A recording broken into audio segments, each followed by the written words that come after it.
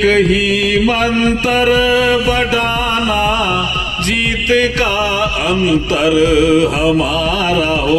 एक ही मंत्र बढ़ाना, जीत का अंतर। विपक्ष का क्या कहना, उनके पास तो कोई एजेंडा ही नहीं अभी, उनके पास कोई नेता ही तय नहीं अभी कि कौन उनका नेता होगा। अभी जो हमें प्रधानमंत्री जी ने एक मंत्र दिया है कि इस बार 400 पार जाना है, हम 400 पार जाएंगे। मजबूत है, मोदी जी के नेतृत्व में भारत बहुत मजबूत हो रहा है, विकसित भारत बनने की ओर चल रहा है। उनकी यात्रा का जो नाम है वो ही ठीक नहीं है।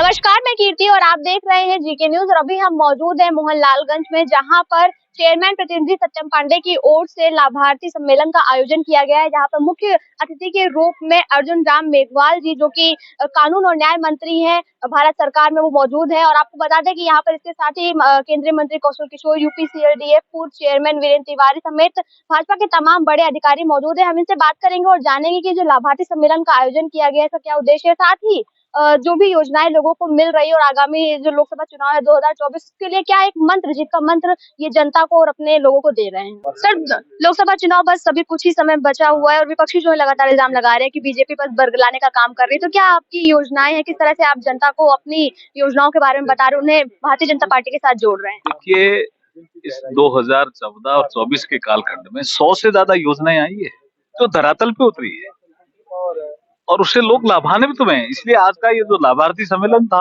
वो उसी कारण से हमने आयोजित किया। कोई पीएम आवास में लाभार्थी हुआ, कोई शौचालय में लाभार्थी हुआ, कोई गैस में, उज्ज्वला गैस में लाभार्थी हुआ, तो ये कुछ स्वरोजगार की योजना में लाभार्थी हुआ। तो विपक्ष का क्या कहना, उनके पास तो कोई एजेंडा ही नहीं अभी, उनके पास कोई नेता ही तय नहीं अभी कि कौन उनका नेता होगा। अभी तो वो सीट शेयरिंग के फॉर्मूले में उलझे हुए हैं। हमने 195 सीटें घोषित भी कर दी है। भारतीय जनता पार्टी मजबूत संगठन के आधार पर, जो हमें प्रधानमंत्री जी ने एक मंत्र दिया है कि इस बार 400 पार जाना है, हम 400 पार जाएंगे। 400 पार जाने का क्या मंत्र आपने भी जनता को दिया है? हमने तो जनता को जीत का अंतर बढ़ाने का दिया है कि हमारा एक ही मंत्र बढ़ाना, जीत का अंतर।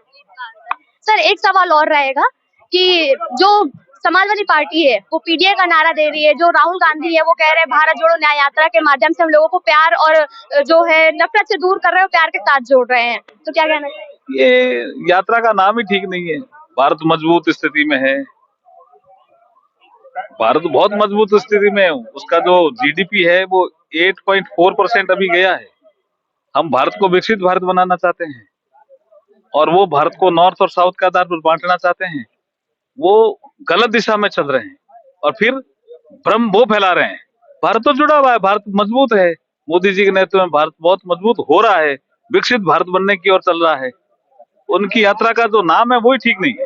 एक अंतिम सवाल, आप कानून और न्याय मंत्री है, तो महिलाओं के लिए क्या कुछ नया होगा इस 2024 के चुनाव के बाद? सबसे बड़ा नया हुआ ना, अभी हमारे 33% महिलाओं को जो रिजर्वेशन मिला लोकसभा और विधानसभाओं में, ये जो नारी शक्ति बंधन विधेयक आया, ये सबसे बड़ा काम हुआ है ना। कांग्रेस अपनी उपलब्धि बताती कहती उसके लिए तो उन्होंने पहले अचीव किया था। उनके पीरियड में पास हुआ, उनके पीरियड में पास हुआ, क्या पास क्यों नहीं करा पाए? वो उपलब्धि तो नरेंद्र मोदी जी की ही है।